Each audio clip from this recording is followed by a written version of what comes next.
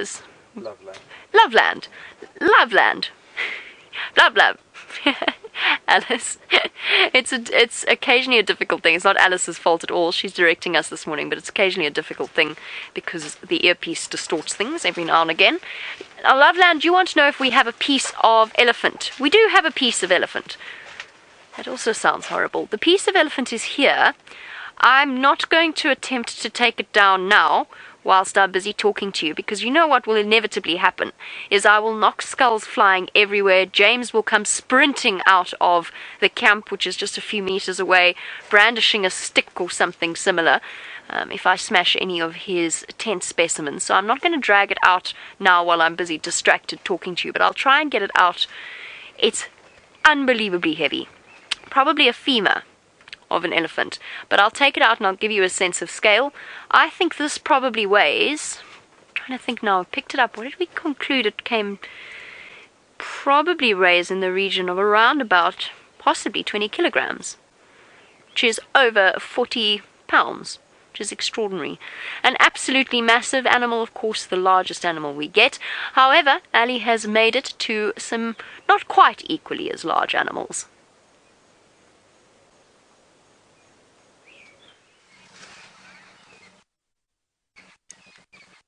We have managed to get to Buffelshoek Dam, and we're quite excited for a night of not getting lost in the process.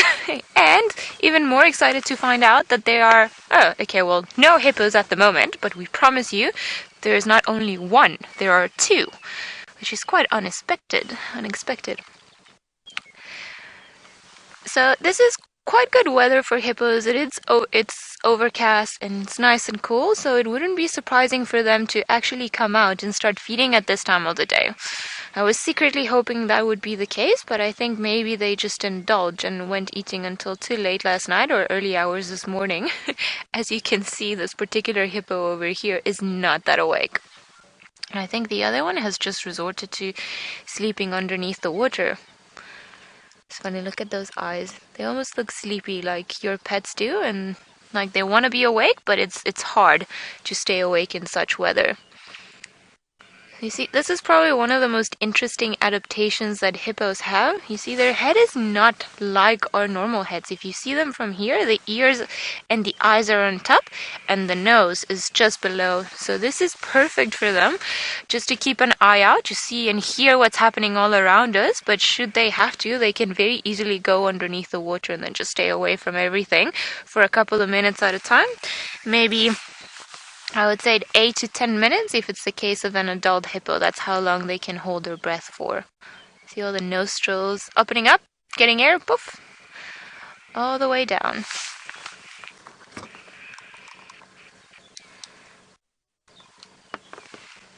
Seems like the other hippo has definitely resorted to sleeping underneath the water.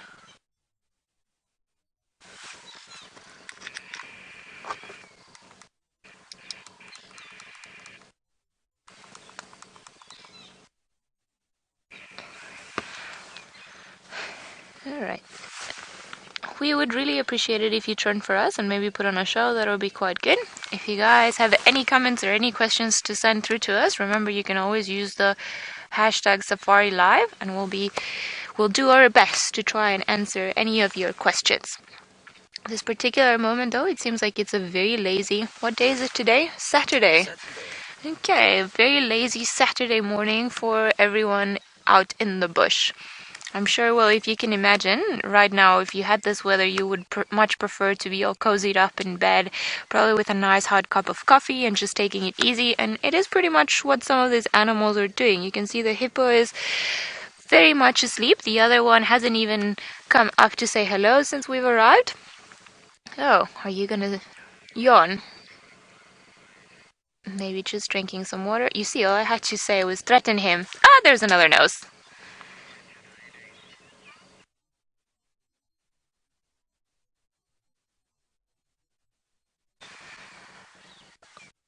Sorry, FC, if you will be so kind just to repeat the name. I just didn't manage to get the name of the wonderful person that's wondering. Lightning Guide. Lightning Guy, I believe that is your name. Sorry, my comms are not the greatest today. I believe you would like to know how hippos prevent water from going up their nose. So it is quite easy. Hopefully this guy will know exactly how he's getting in. You see, they close their nostrils. So when they go underneath the water, they cannot breathe, but they can hold their breath for very long periods of time. And I mean long for us. There we go. Are you gonna? Oh, you see the nose is closed. There we go. You see it's open now. You can see the pink inside. Oh, that's perfect. What a wonderful hippo. So they close it. They sometimes manage to even twist their ears a little bit just to prevent a bit of water from going in, and then poof, they go underwater and they stay around there. They can sleep there for a little bit, just walk around underneath the water, just wherever they'll feel a bit more comfortable. It is quite a wonderful adaptation that they've had. Doesn't he look like quite funny, opening and closing his nose like that? Being quite obliging. I think he was quite kind in showing you exactly what it is that they do to prevent the water from going up. Even from a very young age, they instinctively learn how to close their nostrils when they are underneath the water. The young calves, for example, they are actually born under the water, and they can suckle, or they can drink milk from the mother while the mother is inside of the water. So it's something that's controlled at a very, I want to say, basic level in terms of instincts for the animal, that they know already from the get-go, from the minute that they are born, that that is the way to live, that is the way to survive. If they want to just be able to run around underneath the ground, underneath the water, well, run around in the possible very slow terms that you can run underneath the water, or just drink or survive, automatically they know what to do. I would say it's maybe almost like us when we're born, and then you know how to breathe instinctively or what to do, or when when something gets to you and then you start crying. It's something that is just there ingrained in our brain, but we don't really control, or we don't actively think about it. We just do it. I think that's exactly the same way for the hippos. You see, he's just putting his nose up, gets some air, goes down. I think he's just not too sure of what he wants to do. Maybe he is a bit curious of us and what we are up to. Are you going down? Well, that was quite funny.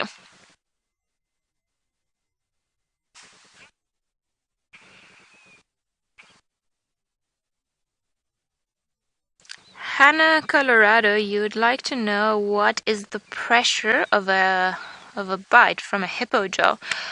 I'm not entirely sure, to be honest. I know that some other animals like hyenas have a much higher pressure because of the way that their skull and everything else is set out to be. So I'm not 100% sure. I would imagine that they wouldn't rank too high. They can bite, but they don't crush bone, for example, like some of the other animals do, and they would require a higher bite pressure just to be able to break bone and tougher parts. Hippos, they feed on grass, so what they do is they get it with their lips, or they pluck it from the ground with their lips. So I would imagine they don't rank too high. Having said that, I know, for example, the predators would very likely have a higher jaw pressure just because they actively have to use their jaws to cut through things that are a lot harder. Hippos, on the other hand, sometimes as a way of self-defense, rather than their actual bite, what they use are their tusks. So they've got very, very sharp teeth on the top part and the lower part of their jaw, and as they open it and close it, those teeth get sharpened every time. So if they have to defend themselves, or if, for example, it's a case of males fighting against other males, a lot of the times that's what they rely on rather than actually being able to bite. Just the sharpness of the tusk that's going to be able to cut through flesh, cut through skin, and then just inflict a much harder wound, or a more serious one. That's why a lot of the times when the hippos come out of the water, then you see all those bite marks and all the scratches. Often it's either, some love bites that they get in the process.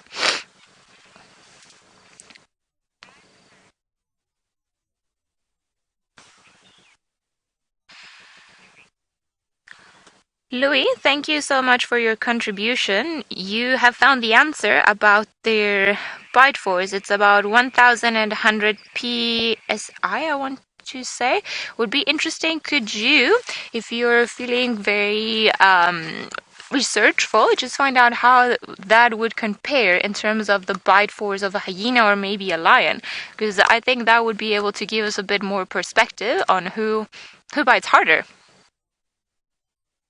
And you can just let us know the answer if you can using the hashtag Safari Live via Twitter. I don't think though that these hippos are going to be biting anything anytime soon. Very happy a buffalo took down. Not too much happening. There was a grey heron around here, but I think even the grey heron has flown away. So we've got a couple of possibilities whenever we see hippos at a dam. Should we see just one hippo on its own, then more often than not, we would tend to think that it is actually a male, because males become solitary as they get older, and they are normally the ones that come and inhabit very nice big dams like this, where they can be pretty much the kings of the water. Sometimes, though, what we will also find is that the males, or the territorial males, they will almost tolerate youngsters as long as they don't try any funny business, as long as they don't try to steal their territory, they remain submissive to them, and they don't try to obviously go for any of the ladies.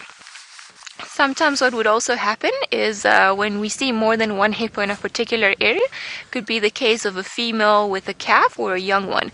In this case, I think maybe it's the case of a dominant male that's got another satellite or another bull that's not quite as ferocious as this particular one yet. So as long as he doesn't cause too much trouble, then he'll be allowed to stick around in this particular area. It seems a bit too big, or both of them seem a bit too big to actually seem like they're related.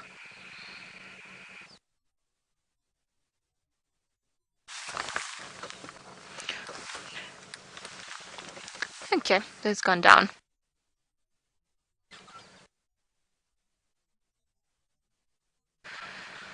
Niger, you'd like to know how long hippos sleep. Well, they will sleep mostly throughout the day, so I would say there's a good chance that they sleep about 8 to 12 hours in a day. And they do most of their moving around and their feeding throughout the night. So as the sun starts going down, and then obviously their times of going in and out of the water depend on the season. So now that it's starting to I just flicked some water into my ear. So as it's starting to go dark earlier, then they will sleep maybe less during the day, because they will be able to, or they will have to, because now in winter there's going to be less grass available. They will have to go further away and walk for longer just to be able to satisfy all their dietary requirements or the amount of food that they need to actually keep going. But none of these animals, they don't sleep like us humans do. So they will sleep for a little bit of the time. Maybe they will go and play around, go out. If the sun is, when the sun is out, they'll just go and sunbathe for a little while, get hot, then, wake up for a little bit and then come back in and just be alert. So they won't sleep 8 hours in one go or 12 hours in one go, which could maybe be something that lions are more likely to do. So they'll sleep for a little while, wake up again, and so on. But I would say probably all the daylight hours is a good time for them to be sleeping, eating either inside of the water like these guys are doing, although I have a strong feeling that they're a bit cold, and that's why they're still in the water, because I'm sure it's a lot warmer out there, because it is feeling very cold out here. I think they might even start to be on top of each other.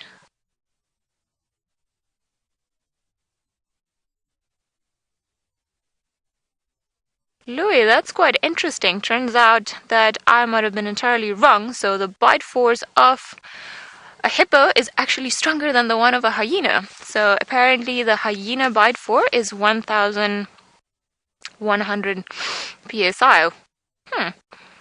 That's not the turn of events that I thought was going to end up going, but that is quite interesting. I wonder if it could be due to the size and the fact that hippos are much, much larger than hyenas, and I would imagine total body mass will have some sort of influence in the results.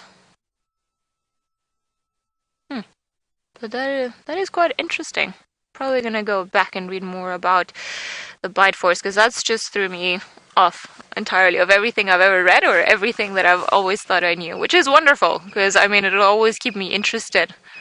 And that is one of the great things about the bush. Every time that you think you know something, there's always an exception, or there's something that will throw you off, and you'll be like, huh. We're gonna head over to Branta Cheetah Plains and see what that particular beautiful area has to offer on this very misty, cold morning.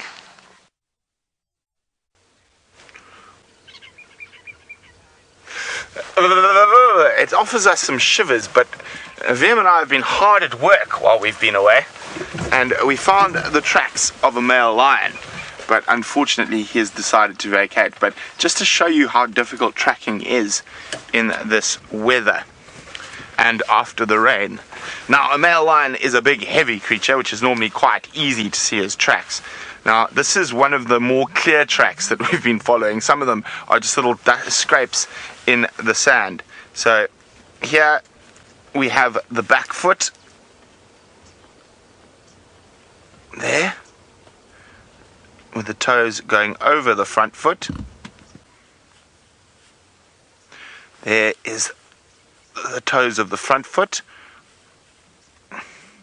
and then the back pad going there and under the back. Oh, there's another toe there. So there we go. So we're right on the southern boundary, and I can just hear a car all of a sudden. And I was hoping to a degree with this long grass and this weather, if the lion was full, if we walked and when we're looking for tracks, I was almost hoping there would be this head popping out of the long grass. But alas, you never know, he might have looped back in towards the Kruger boundary, so we're going to go check around that area. And on very good news, so, excuse me, as we know, the Wildebeest have been around quarantine frequently, and that bull has managed to find some lady friends. Now, I'm very, very happy to announce that Gnorman the Gnu has got himself some girlfriends at the right time of the year. Let's get VM in a position where he can show you good old Gnormus and his girlfriends in the distance. So there we go. Gnormus has got some girls. Well done, Gnormus. And you managed not to get eaten by a lion last night, or early this morning. So Gnormus is winning at life at the moment, but he is quite far south of the boundary. You can see Gnormus is the wildebeest to the far right, and his little harem to the left. Oh, the wind is picking up again. At least it stopped raining for now. But we're going to head towards the east, and that's where the weather's coming from. What I'm hoping is the lion just went across there. There's a road that runs parallel over there, and maybe he pops back in.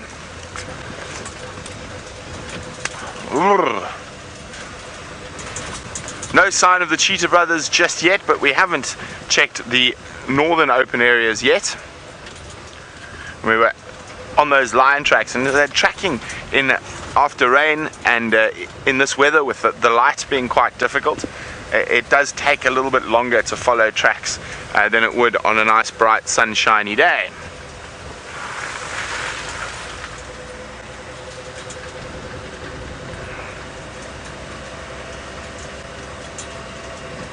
Oh, interesting. Oh, just wait, our antenna's fallen down. VM will pop it up again. But I have spotted a big flock of birds. I'm just going to get VM into a spot where we can see them.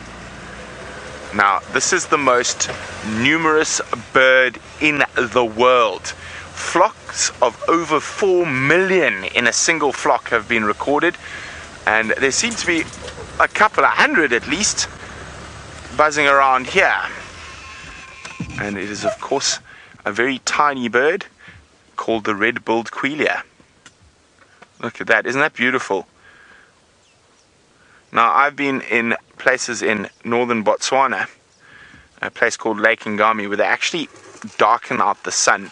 The biggest flock I've seen is about 1 million or 1.5 million of these birds. And they are seed eaters.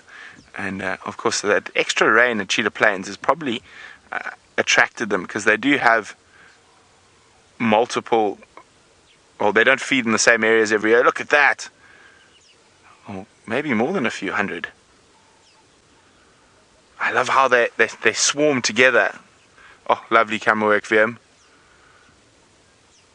Oh, they're going to come closer to us? Or they're going away from us? I can't see yet. They've gone behind a tree.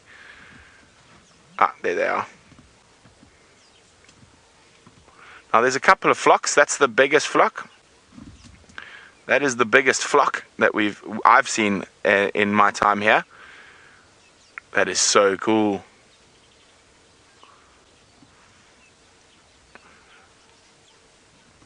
They're still coming. Well, we'll try to get a bit closer. There's a smaller flock just off to our right here. Let's see. Well, when I say smaller, of course, we can't always see, because a lot of them, well, in the grass. That's so cool.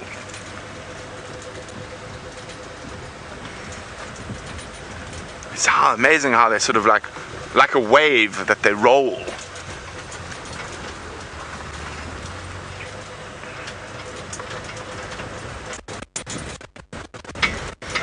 Now, those can be very, very problematic for people growing crops, particularly sorghum.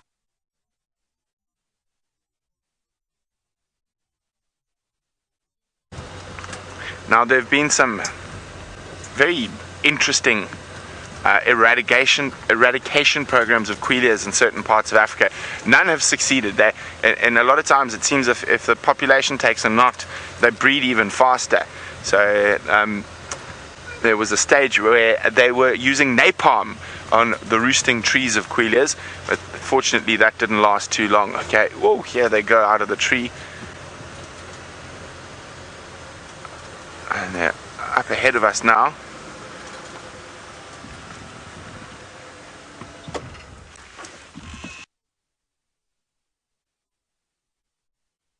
About 1,000 in this particular little flock. And you can see where they get their names. The males have got their breeding plumage on, those little red faces. I'm going to try sneak a little bit closer.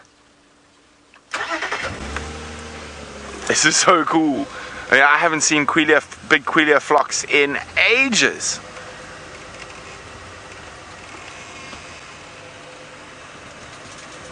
It's just like all the bushes, you just suddenly see them all. And you think you've got the main group there, and then just more come from all around you.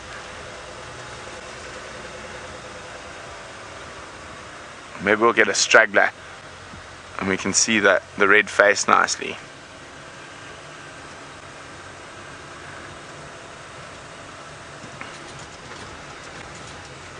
Oh, there's another flock coming in from behind us. So definitely after all the grass seeds.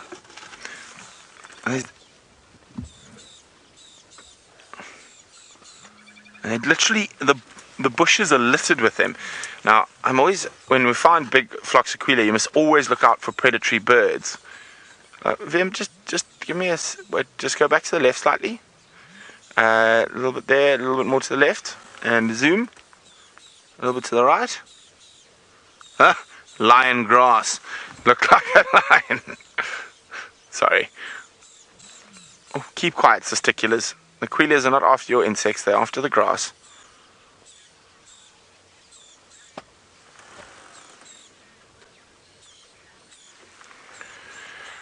X-Ranger is wondering if a bird flu has made it to Africa. I think I heard of a few cases in places like Nigeria. Now, avian flu or bird flu is quite an interesting one. So it generally comes not from wild flocks of birds like the Queleas we were following, but it comes from farming birds. So where you have massive amounts of birds in a very close proximity, that's where those avian flus will mutate and make the jump across to human beings. I'm sure a lot of people don't know. What do you see in Wiem? Oh, Viem's seen... I don't think I'll get him through right-hand branch. Right-hand branch? Oh, it's a dove, I think. No, he's sending me like on now. That was forward. A bit forward. Viam thinks he's seen another cool bird. But so, a lot of people won't realize that the common cold is actually... It's a hornbill. He's flown off. Is actually originally an avian flu. And when the common cold first mutated, it managed to kill millions of people. And the common cold, flu, all of those were originally avian flus that have mutated.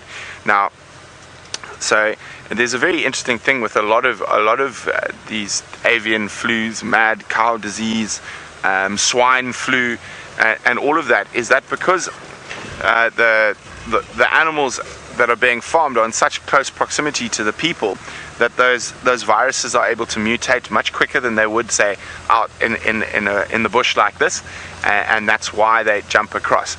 Now, most of the flus, swine flu, avian flu, and that are actually very successful viruses because they mutate very quickly. So when they do jump across from animals to people, they don't completely kill everyone. They'll kill a few people, but then they'll mutate into something like the common cold, that you can get it and you will have it, you will be sick, but you're not going to die from it. So viruses don't actually want to kill their hosts, and that's why you find things like Ebola, Marburg, and all the hemorrhagic fevers, for example. Those outbreaks occur in very, very generally quite rural areas, and the outbreak is very quick and it kills all those people that are affected very quickly, and then the virus becomes dormant until it can find another host, whether it be a great ape or a human being. So viruses are actually very, very interesting in how they mutate and how they change. So successful viruses will eventually mutate that they don't kill the host species, and the common cold is probably the most successful of them.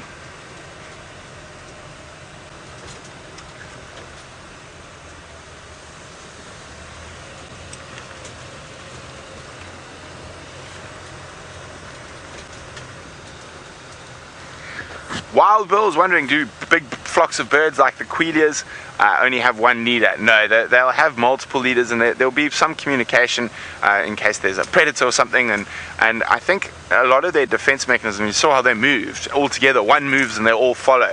So I don't think they have one leader at all. Now we're going to head towards the Kruger boundary now, as Queleas went off into the trees, and I'm hoping we might find some cat tracks. And we're going to do probably one little loop there and one little loop towards Cheetah Plains Pan to see if there's anything there.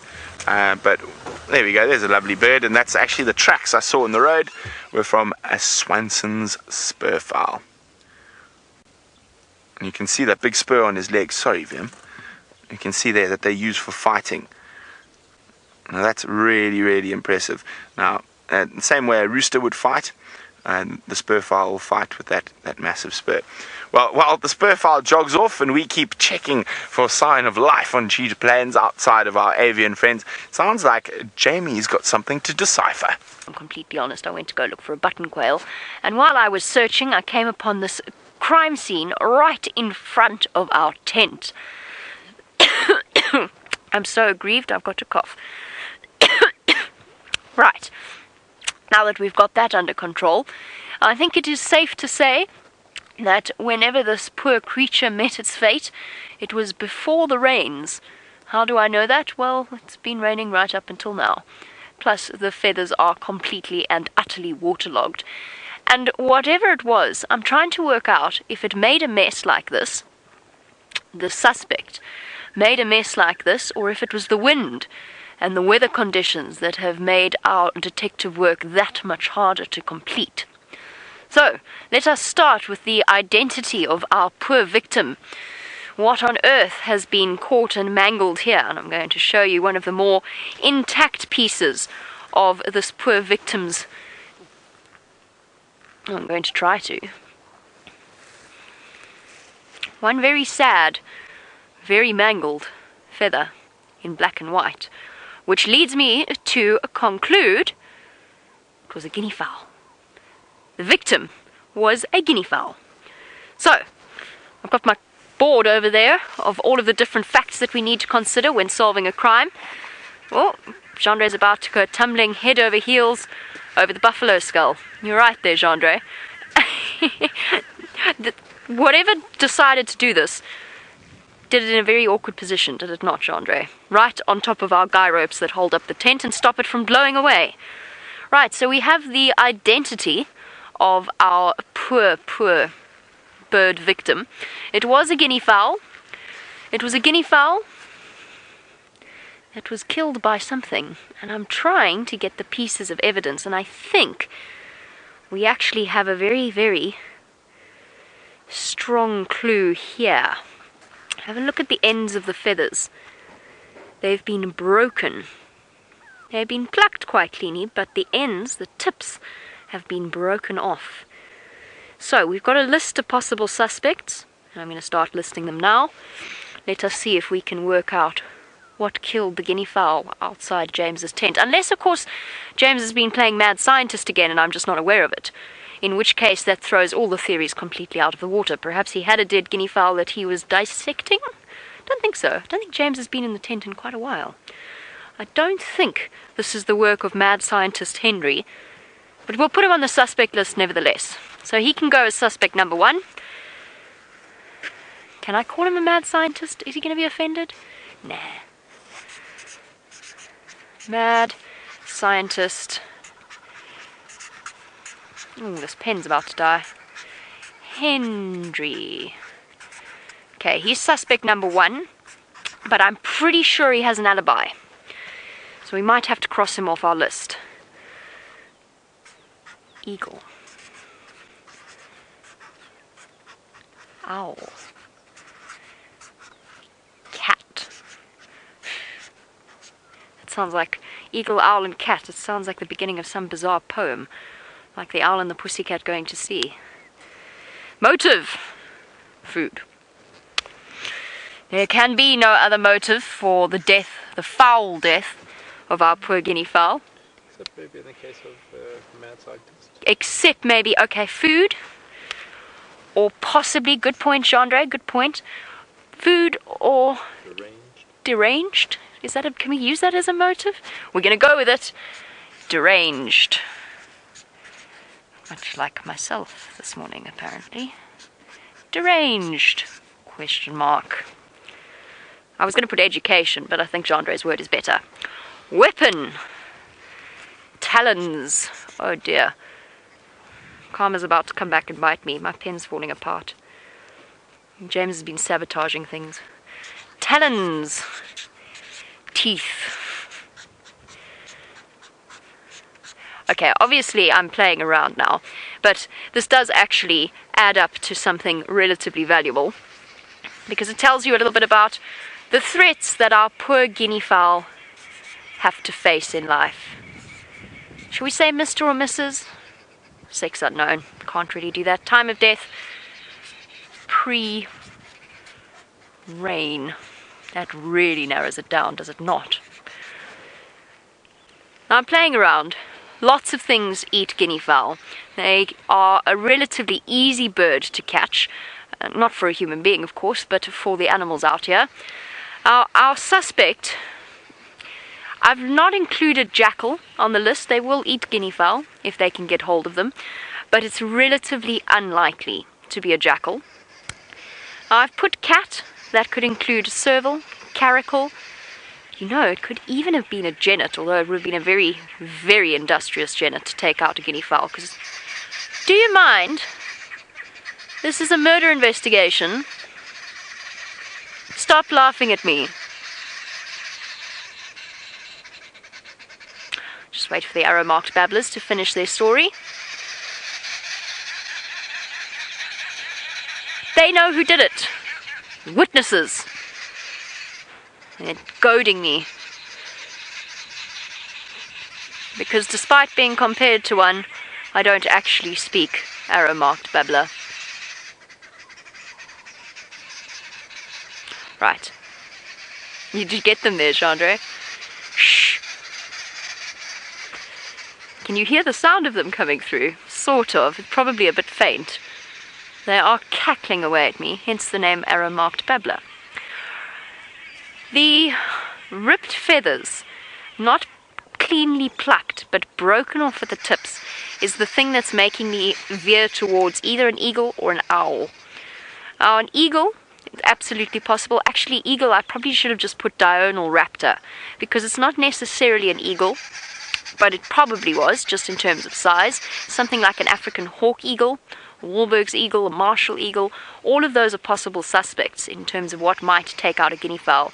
African hawk eagles have actually designed a system of the way in which they hunt as a pair. So the way that they hunt, sorry, I'm trying to figure this one out. Completely blown off my train of thought there. The way that African hawk eagles hunt is the female or the male, one of the partners will go down low, the other one will stay high, and they'll actually work together as a team to catch something like a guinea fowl and then share it. Now, Keith, did I hear that correctly? Would a deep fryer count as a weapon? Did I hear that correctly? Chandra is shrugging his shoulders. Alice, did I hear that correctly? I did hear that. Deep fryer. I suppose it could count as a weapon, but I can promise you, unless Amanda's been up to some very interesting tricks, we haven't had any deep-fried guinea fowl for dinner at camp. I'll pop it on the weapons list, I guess. Deep fryer. How do you spell deep fryer? Is it one word? How do you spell deep? That's not how you spell. D-E-A. Is it D-E-E or D? D-E-E-P. Okay. Deep. I'm sorry. I'm so thrown off by the idea of a deep fryer.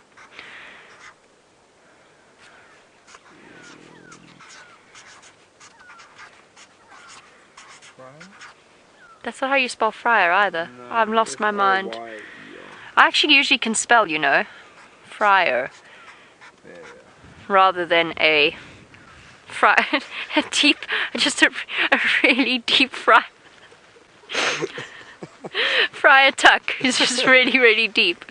Okay, this has really gone beyond into the realms of absurd. I'm trying really hard to hold it together, but we're veering off the tracks here. We are veering so far off the tracks that this poor guinea fowl is not really getting a fair investigation into its death. Fortunately, it probably didn't die for nothing.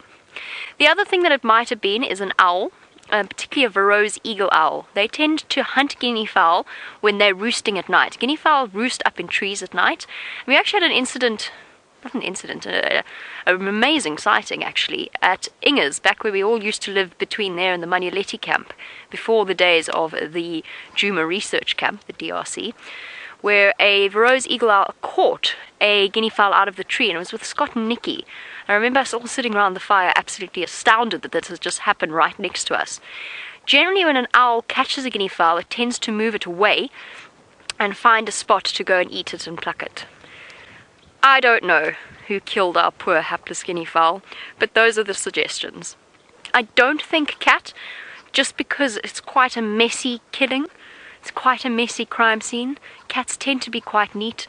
Obviously the wind has blown things around, the rain has blown things around, and unfortunately we may never have closure on the death of our guinea fowl. All we can tell you is that the tent is as wild as it gets. This is what happens. Ouch, I've lost it. I've completely lost my mind. This is really bizarre. This is the bizarrest thing I've ever written down, and I mean that's competing with James's amazing drawings, his hippo and his wild dog, to name but a few. Right, I'm going to retire from my role as a detective, because clearly I'm not cut out for this line of work. I just can't take this sort of thing seriously. I think we should go and find out how Ellie is doing and where she is, if she knows.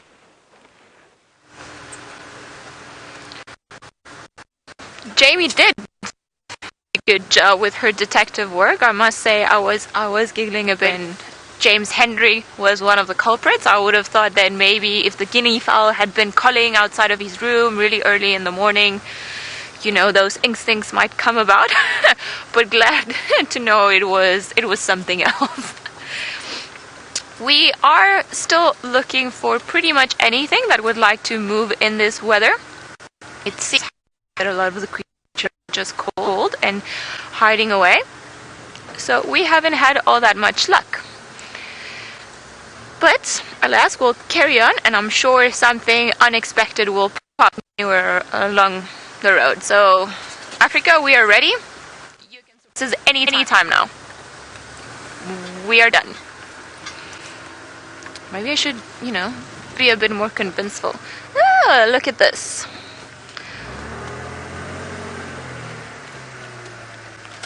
This is just a bunch of dead things. Let me just grab them so that I can show you. I thought this was something else, but no, I got it wrong. So, I believe, judging by the shape of this particular leaf, that probably something like an elephant dropped it around there. I was hoping, though, there are some very beautiful lilies at this time of the year that we can see, and they're maybe just about this big, and they have these beautiful petals, and they're white, and they have a wonderful pink stripe in the middle, and they're called the candy stripe lily. Good name. And I was hoping that was going to be one of them, but unfortunately it seems like it was not. It was just a branch from another tree. I just want to show you something we found on our way. I know Brent showed it to you guys not too long ago, so let's just test everyone's memory skills. It is quite a small one. It's actually supposed to grow this way. As you can see, it was on the ground. This is where we picked it up. Tiny little fruit. I want to call it a fruit. So if you guys have any clue what this might be, you can use this hashtag Safari Live and just let us know what do you think it is, and then we will cut it open and let you know exactly what it is. It is one of those it looks like one of those spiky balls that as children you used to throw against walls and everything else. It is one of my favorite things around here, just because they're such little tiny hidden mysteries and you don't get to see them all that often, or at least I haven't seen them in quite a while, so it's always good to find them. So if you want a bit more of a comparison, this is how it stands in my hand. So very, very small, but they can get slightly bigger, or yeah, double the size of this one. Okay, I'm gonna carry on looking for wonderful creatures, and I'll let you guys ponder about what that was, that spiky yellow little fruit that was on my hand. So we are looking for a prize of, I think, maybe 10 brownie points. It would be a good amount for this fruit. So let's see who wins the brownie points. Okay.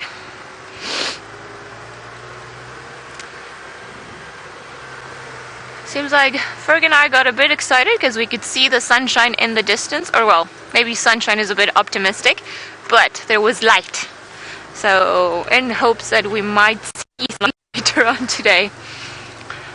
But hopefully when we come up across this little embankment here, we'll be able to see some of it. Or maybe not.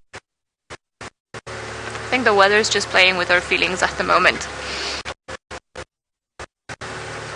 Going on and off. Okie dokie. Not too much around here. Let's see.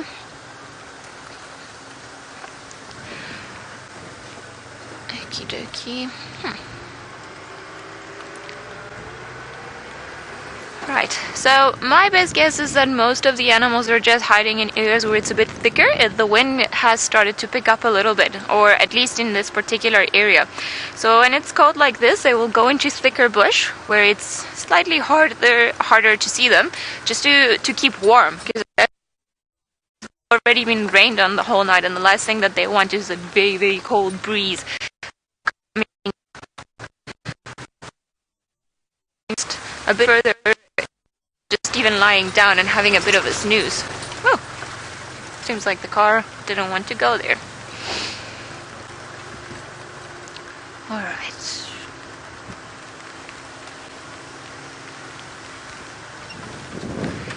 Nen! Yes! 10 points for a wild cucumber. Now it's one of those little fruits that is very important for moisture, in particular in certain areas where it's quite dry. So I'm just going to borrow this knife. I think it might be Tristan's, I'm not too sure. Me and Brent found it this morning, but if I manage to open it, that will be quite good. So otherwise, just... My goodness, this is the unfriendliest knife I've ever dealt with in my life.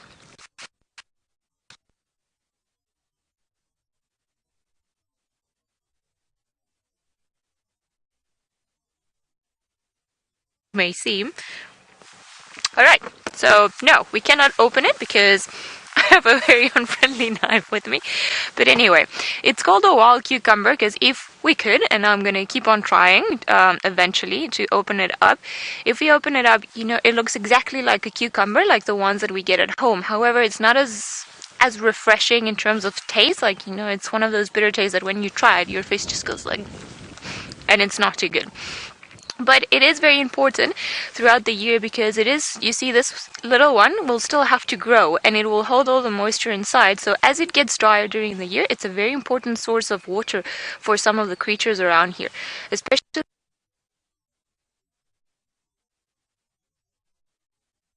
these little things play a very important role for animals in order to be able to find water when it's very scarce in areas. Funny enough, I don't remember seeing it much in the southern part of the sand, but I've seen it quite often in the northern part. I'm gonna carry on with this little cucumber. Hopefully I'll be able to open it. And I refuse to be defeated. But let's go over to Detective Jamie and see if she's got a new case for us. I don't have any new cases for you, but I do have some absolutely award-winning tweets as a result of my deep fryer faux pas. And I thought I'd share it with some of you, for those of you that don't have Twitter, because there are some absolute gems. First of all, Maureen, I'm not ill at all. I'm not under the weather, but I did only get about an hour's sleep last night. I just could not get to sleep, which might explain the slight edge of hysteria entering into this particular tense segment. But let's go through some of the tweets because I adore them. We'll do a reading of tweets. Judy H. Deep fryer equals introspective monk. Like that. Oh, I'm going the wrong way. Jim Butler, a philosophical religious man. Maureen's met a few deep fryers. Jason, I have to say yours made me laugh. A lot of them made me laugh out loud, but Jason's made me laugh out loud. It's an exploding monk with a taste for feather boas. Pretty much. Deep fryer, wow. Deep fryer has now actually changed their name to Deep Fryer. Suitably impressed with the speed with which you have done that. Very, very admirable. Now, lost my mind so far. There's the fryer in the bush with a candlestick. Definitely. I miss playing Cluedo. Should actually get Cluedo. And Carl, you are absolutely right. Agatha Christie, I am not. I'm most definitely not. What did James try to call me the other day? I can't even remember which particular detective reference it was. No idea.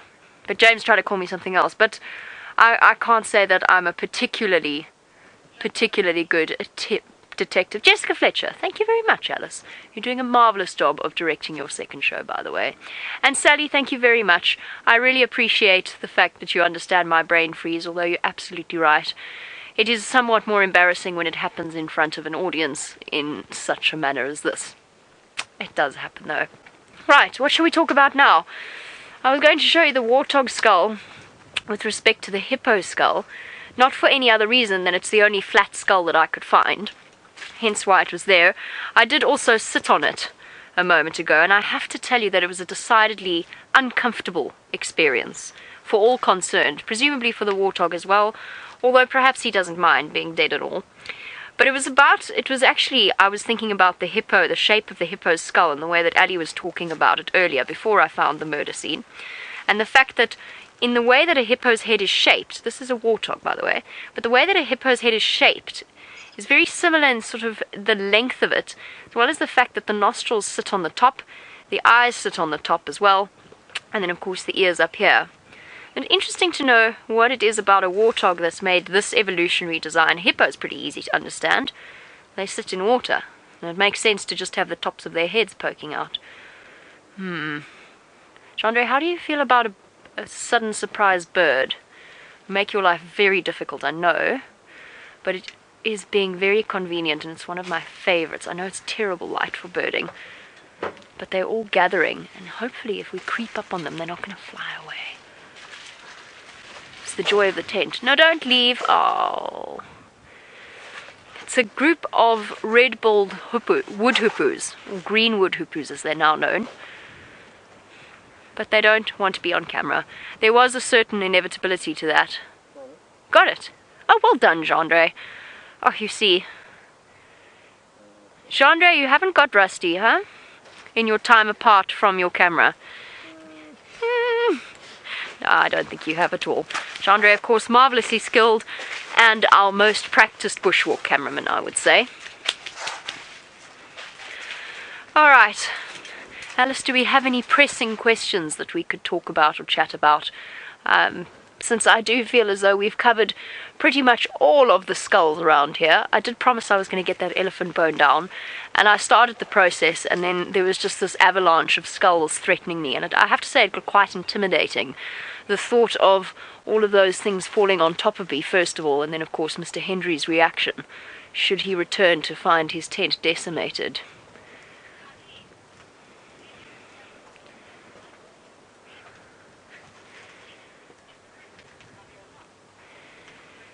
Christina, welcome to the Sunrise Safari. A pressing question upon all of our minds. Christina would like to know if Brent and myself still have unwelcome guests living in the roof of our house. Christina, I'll have to answer that question a little bit later, probably tomorrow. I am actually going to pay our house a visit to check and make sure that everything's all right. Christina's talking about the monitor lizard that moved. Brent and I have a thatched house in Hoedspruit, and it's got quite a very high roof. And right at the top, I mean really, really high, right at the top there's sort of the thatching that they've put in to make it look pretty. It doesn't actually do much, but it covers the join at the tip of the roof. And there is a roughly 1.5 meter long monitor lizard that's been living there.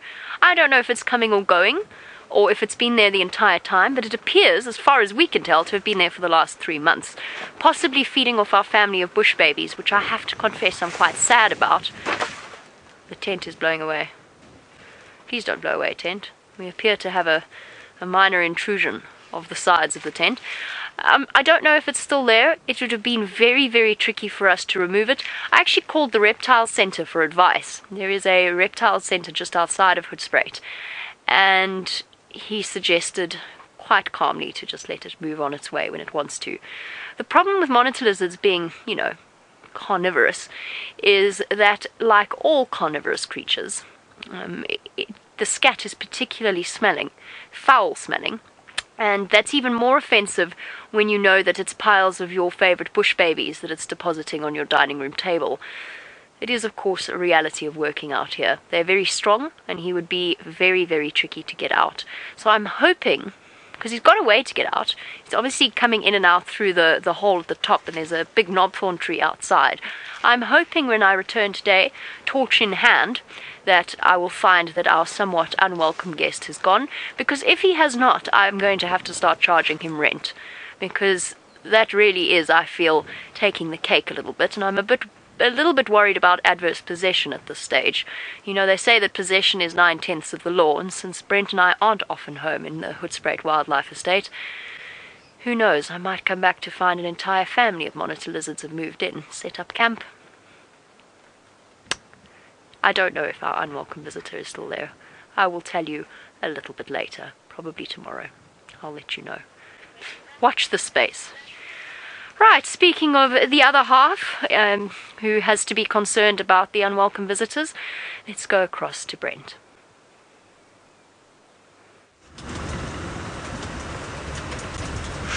Hello!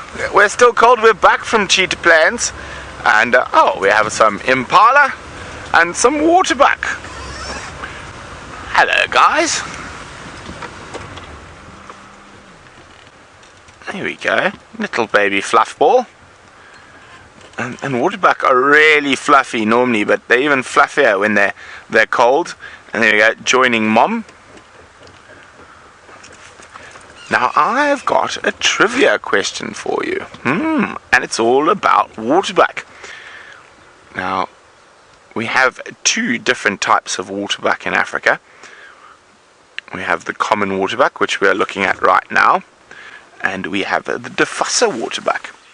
Now, who can tell me what is the visible difference between a Arathusa waterbuck and a common waterbuck? If you know the answer, hashtag Safari Live on Twitter. What is the difference between a Arathusa waterbuck and a common waterbuck? They're both fluffy. The babies are both very cute.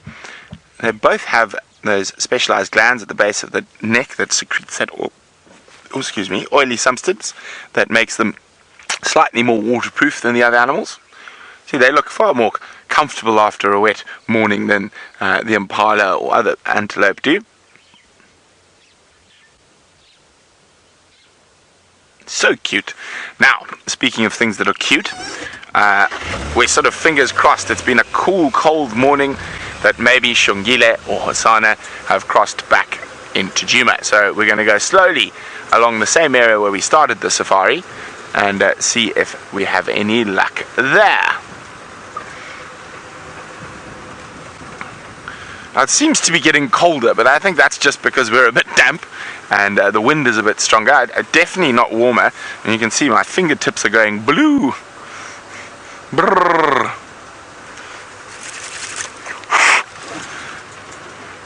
Should have worn my gloves. Right.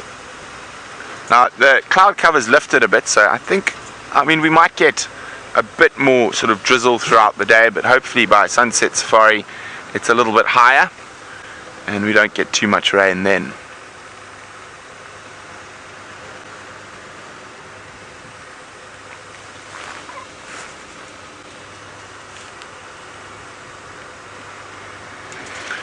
Hi Hannah.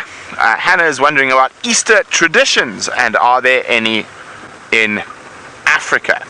Well, being a Christian holiday, most of the traditions will be exactly the same.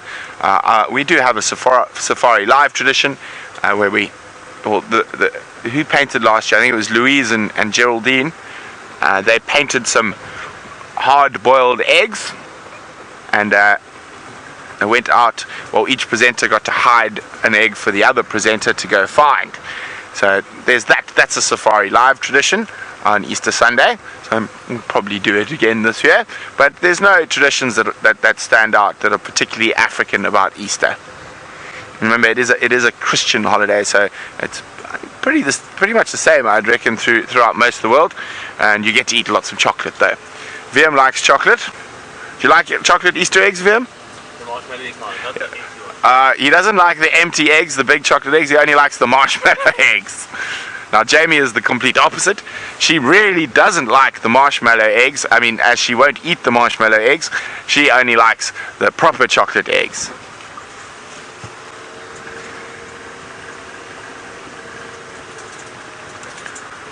Now, from here onwards, there's a possibility. Oh, hello, Barbet. Don't do it, don't fly. You stay right there. Oh, we didn't fly too far.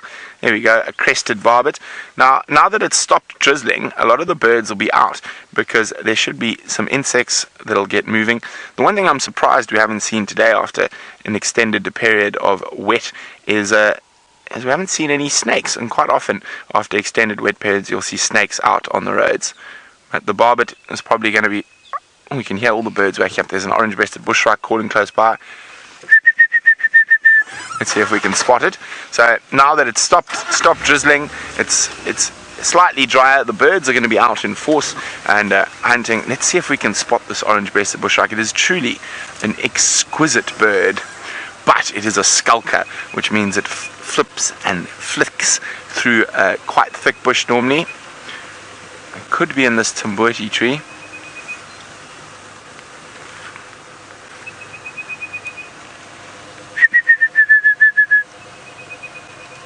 I think it's just too thick in there, we can't see. Oh, alas, we'll keep moving.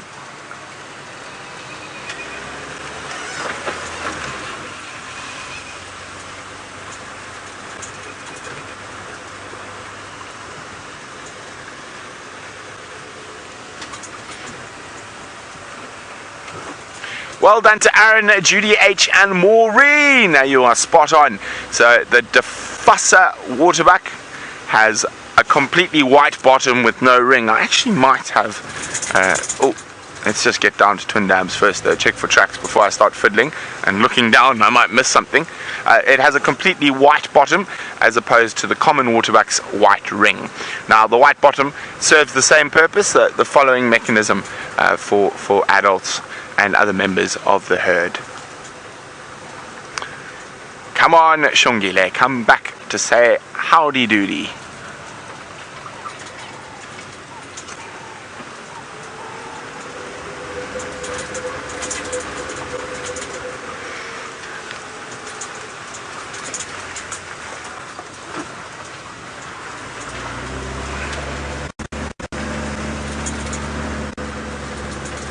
Now, we're going to keep checking the southern boundary, but I think it sounded like Ali has some flowers. Let's go have a look.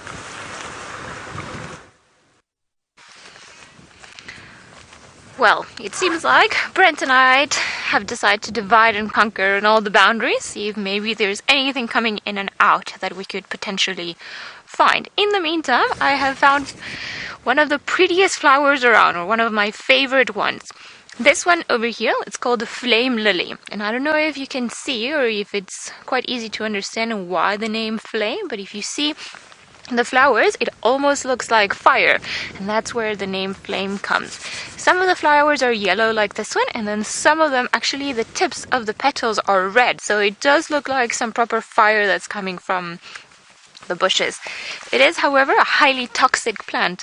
Like we've discussed with many things out in the bush, normally if they have a very pretty, very striking coloration, it's a good sign that you need to be a bit wary of them before you go ahead and start eating them or anything around like it. As far as I know, with this particular type of flame lily, it's in very, very low quantities. It can be used as a purgative to try and get rid of anything that might be in your stomach and your intestines, but if you ingest too much of it, if I'm not mistaken, you actually can damage your intestines, causing them to swell.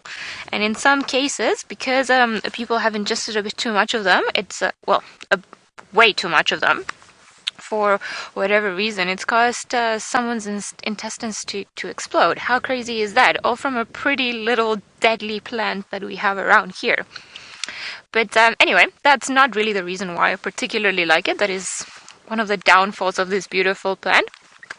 But one of the reasons why I like it, it's funny enough, because of its Latin or scientific name.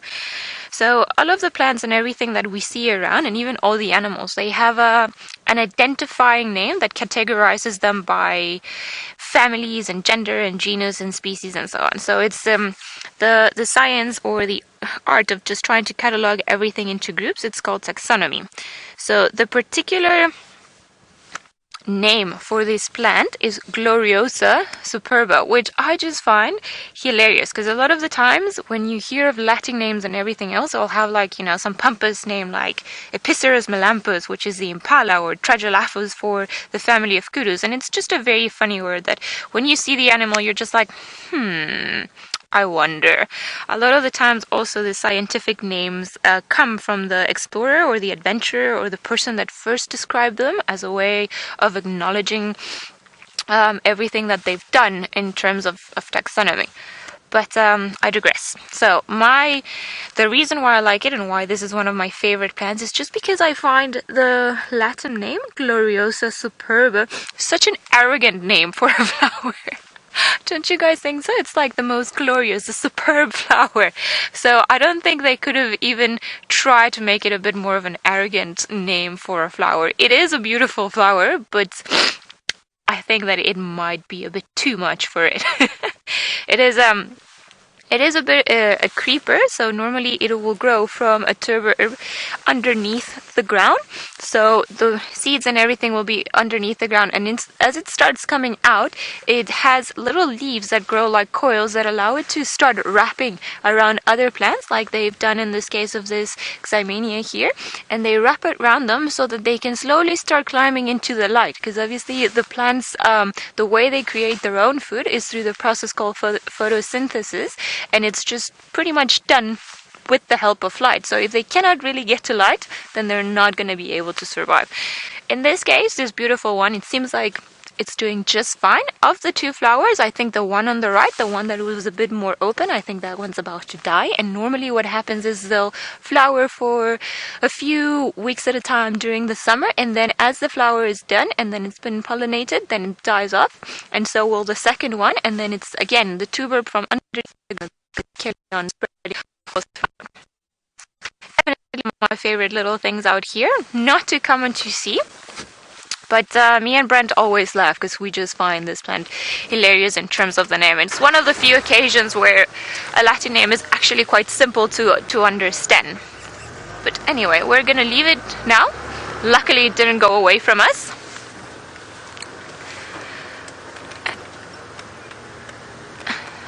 Yeah, you'd like to know what the flame lily is. So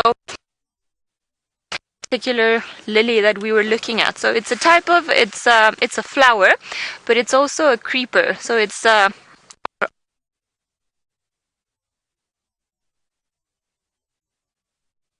the and to other trees and everything else. All right.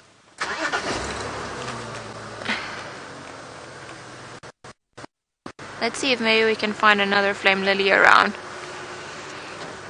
Or just impala.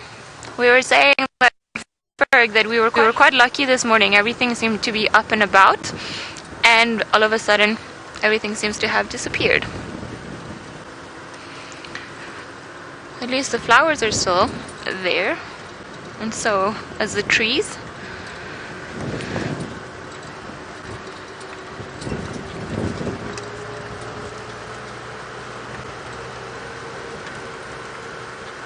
Okay.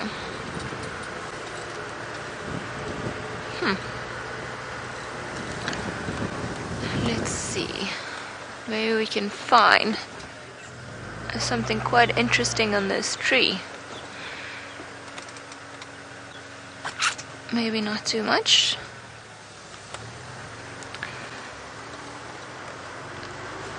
Sorry, I thought I had seen a little insect on the tree, but it turns out that just as we were driving by, I thought I'd see something. At least we've got the doves in front of us. Some laughing doves. Good morning. Oh, and a hornbill. Well, I think this is only the second hornbill we've seen this morning. Just all the way in front, as you can see, just walking away from us, a yellow-billed hornbill. Just like the francolins we saw this morning, I'm sure he's just busy down here trying to look for a bit more food. Like the snail, a lot of the insects will make use of the road to go from one area to the other. Everything's a bit more active. Ah, I think it even ate something. So this is the perfect spot for them to start looking for food. Maybe it's just also eating the flowers. And there are quite a few around. We can hear their distinctive calls. Oh, wonderful. So we've got a few different types of hornbills around here. This little chicken running on the road, that's the yellow-billed hornbill. But just on top of us, or on top of him, we've had two gray hornbills fly across. And then if we could only manage to see now the red-billed hornbill, that would be pretty much all of the smaller hornbills that we get around this area.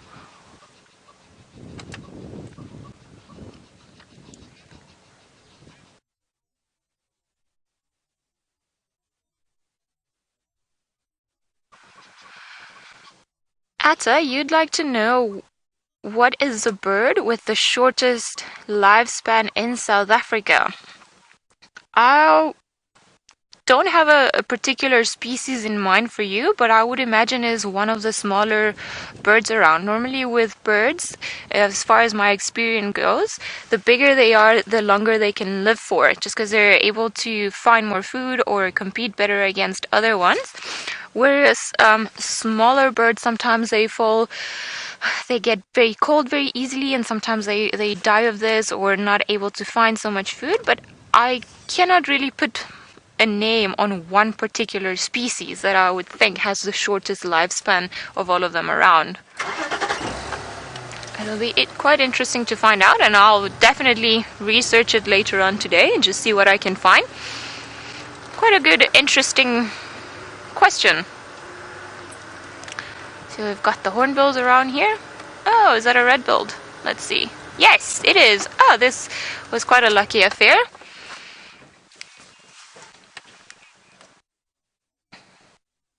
Another one over there. Just the one. Ah, going away. Seems like it's a bit of a youngster. Hello. Alright, while we carry on in our endless search for animals, let's go to Jamie, who seems to have found a gecko.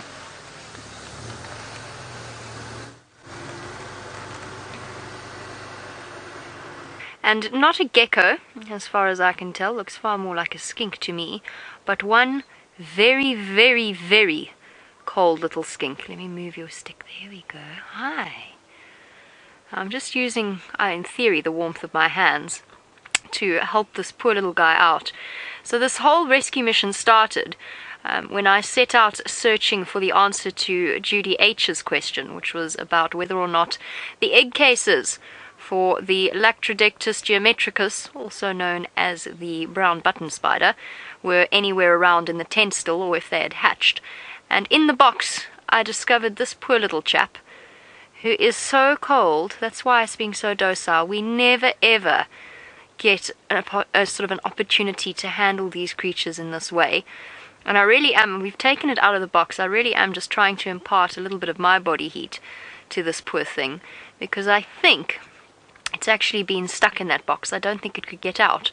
And in the rain and everything, it probably found itself a corner and curled up there, and basically, because it's an ectotherm, like all reptiles, and with a particularly, if it were a gecko, it might be better off, because geckos actually have a slightly better control over their body temperatures than most ectotherms or most reptiles. But for the rest of them, the skinks and the lizards and so on, they obviously are somewhat dependent on external temperatures that determine their movements, which is why this little guy is being so still and cooperative. It has the most gorgeous sheen to its scales, and a little droplet of water on your head, don't you? Everything about this creature is utter perfection, from its tiny, tiny little toes to each and every single minute shining scale, to the little tip of its tongue that keeps flickering out. You can see its breathing's very slow, and that's because it is so very cold. Hi? Can you see that gorgeous sheen? It really is utterly stunning. Such perfect minute detail. Now I'm handling it very carefully. They don't like to be handled, and the only reason I am is, first of all, so that I could show it to you, but most importantly so that I could warm it up a little bit, since it had fallen into a box. Therefore it was a man-made obstacle in its life, so I figured the least I could do is offer it some body heat. Look at jeepers, that's very slow breathing for a lizard, or for any reptile this size. So its entire metabolism is slowed down. Everything is happening at half speed for this little chap at the moment. And I don't know what it must think of us, but it just doesn't have the energy to run away. We've also got to be very careful because of something that happens with quite a few members of the lizard family and the reptile family, and that is the ability to sever their tail as a defense mechanism. So basically the tail drops off and sometimes even continues to wiggle around due to movement, and that distracts the potential predator, allowing the lizard or the skink to escape. And I don't want that to happen here. Oh, shame. Are you having a little sleep there? Or are you just resigned to your fate? Don't worry, I'm not going to eat you. You can see the little tongue popping out every now and again, taking in the scents around it, and then transferring them to the organ of Jacobson, which sits at the top of its mouth. Hi, you are utterly gorgeous. Look at the opening to the ears. You can actually see the opening to the ears there, behind the eye. And perfect 5 little toes, exactly positioned for gripping. Trying to hold it really steady for you. Of course, now I've thought about that. And the blink. The presence of those eyelids. Oh, there's the tongue again. Not forked, obviously, like a snake. Slightly different. Oh, very slow movements right now.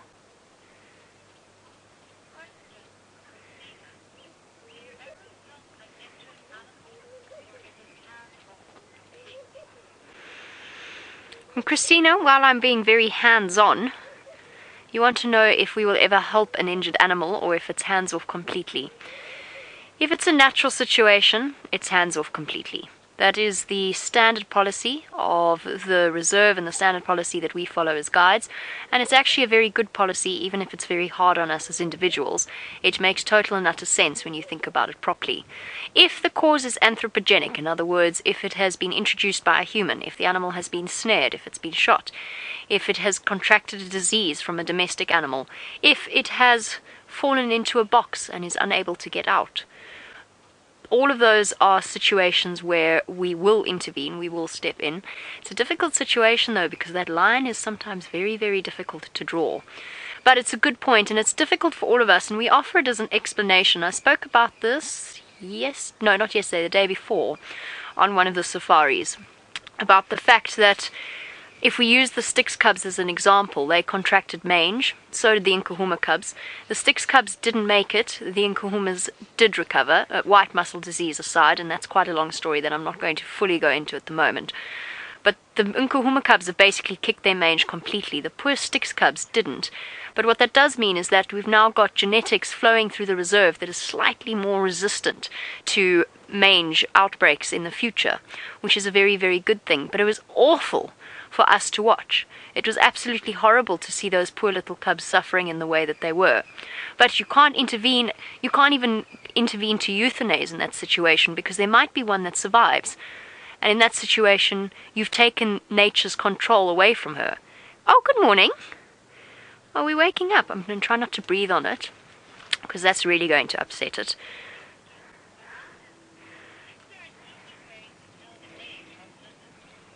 Oh, very good question, Alana. Lovely to hear your name once again. Alana, you want to know if there's a way to tell the age of lizards. I have absolutely no idea. Obviously, the different species reach different sizes, but I don't know their growth rates. It's a very, very good question.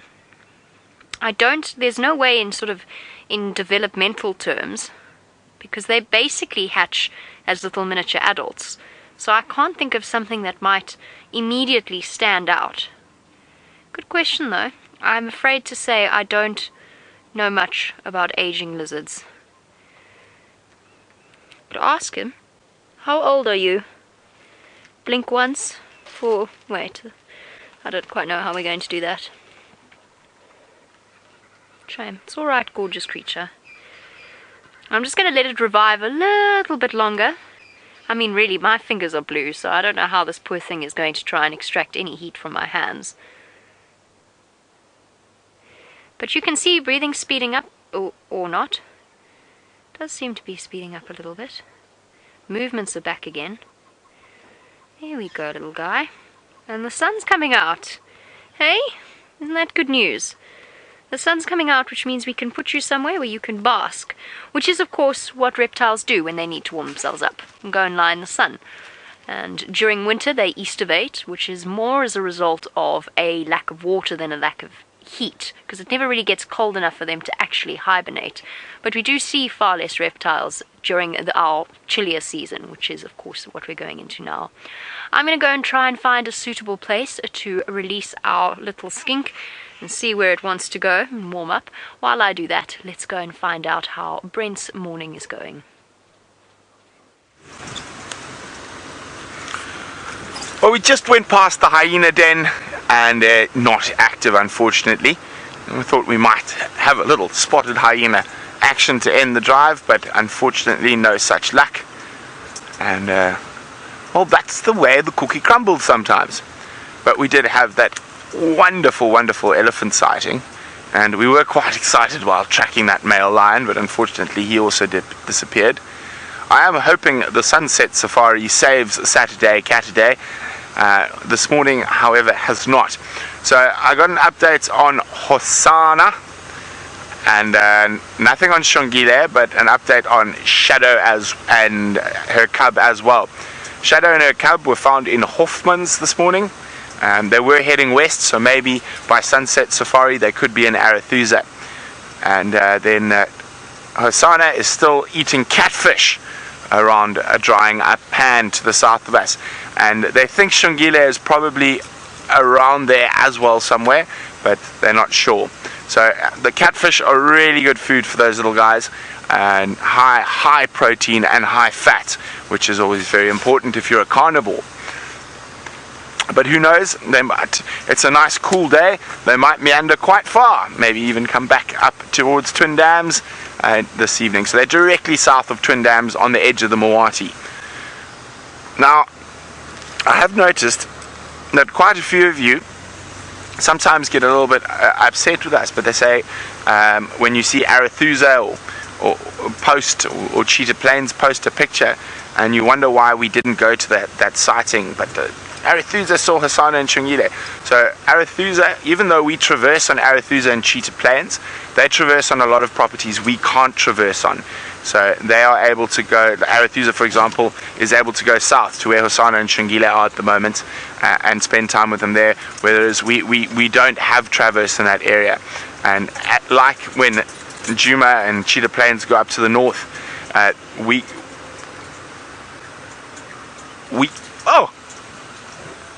can't go there. We have just passed there, Virm. How unlucky is that? We must have passed the top edge just around Cheetah Cut Line 5 or 6 minutes ago. I've just heard from Rexon that Tundi's popped out onto the main road, and she's crossing into Chitwa. We must have missed her by about 5 minutes, but as I say, that's sometimes how it goes out here in the bush. You're just so unlucky. But that's really good news for the sunset safari. So there's a possibility of Shadow and Tundi on the safari, and of course with Shadow comes her cub sometimes, and also with Tundi, Tumba. So fingers crossed that this evening there are going to be a few more cats around. Oh, please land, please land. Oh, there was another one, I didn't see it. Darn it, but it is going to land. You see it? A beautiful bird. Purple roller. There were 2 of them. I didn't see where the second one flew off to. But here we go. One of our resident roller species, the purple rollers and the lilac-breasted rollers, will be with us the whole year. The European rollers have already left. I haven't seen them in quite some time. But let's see. I was hoping we might find some of the Wildebeest or Impala out here on quarantine, but they weren't there. Was it yesterday or the morning before either? It might be down towards the Djuma Dam camp.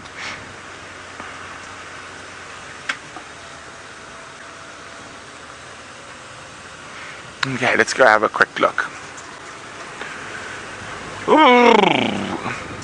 I said the birds are getting more active, although it is starting to drizzle a little bit again, which means they might get all snuggled again, but they'll be hoping, especially after weather like this, termites will be on the surface. They'll be rebuilding any damage that was caused by the rain overnight, and that will give some of the birds access to those termites and other insects.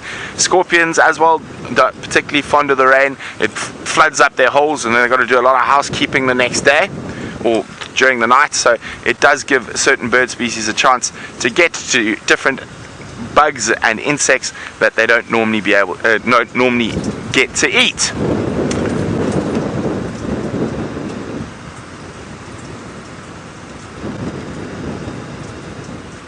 Hi Kirk. Kirk's wondering, does it ever flood? Indeed it does, Kirk. We actually flooded earlier this year. The Mawati came down. Well, it wasn't a big flood, but it was flowing that we couldn't drive across a lot of the crossings, and we couldn't drive in the Mawati riverbed, which is something we do quite often. So it does flood. The floods generally don't last too long. They're sort of, the water will be up and down within a couple of hours, at the most a couple of days. But we do flood. when we have heavy local rain. But generally, floodings that extends for longer periods is generally when you've had good normal rain, so lots of the water table is quite high, and then all of a sudden you get a really big rain, and with the water table being high, the water tends to stay a little bit longer and the flood will last. Oh dear. No wildebeests, where have they gone? But we have found the resident impala, and they look like they're all just sitting down, trying to keep out of the cold wind. And that's, I suppose, one of the benefits of being a ruminant, is that you can bring up the food you ate earlier when it's cold and just curl up and keep chewing on the cud. And you can hear the monotonous larks are back. The rain has obviously kept them around. We thought they might disappear for a while, but there's still quite a few woodlands kingfishers around. Speaking of birds, I haven't seen a European roller in a couple of days, so they've probably moved on. I haven't also heard or seen European bee-eaters for a few days, or maybe even longer than a few days, a week or so. So they might also have started heading north to go spend some time in the lovely summer of the south of France and Spain and Portugal.